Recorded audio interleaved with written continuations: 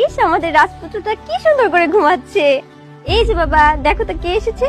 তোমার ছোট মা এসেছে। তোমার জন্য আজকে অনেক সুন্দর সুন্দর জামা নিয়ে এসেছি, সবগুলো পরাবো তোমাকে। আমার বাবাটা।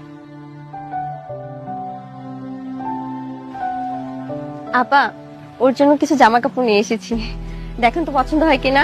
আপনি আনছেন আর সেই জিনিস আমার পছন্দ হইব না, এটা কি হইলো? আচ্ছা, তাহলে আপনি একটু বসেন, আমি আপনার জন্য একটু নাস্তা নিয়ে আসি। আরে না না, আমি কোনো নাস্তা খাবো না এখন, আমি ওকে দেখতে এসেছিলাম। আর আপা, আপনাকে একটা জরুরি কথা বলার আছে।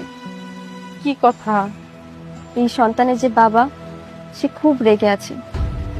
যদি ভুলেও কখনো জানতে পারে ওর সন্তান আপনার কাছে, তাহলে ও কাউকে ছাড়বে না। তাই আপনার আরো আগের থেকে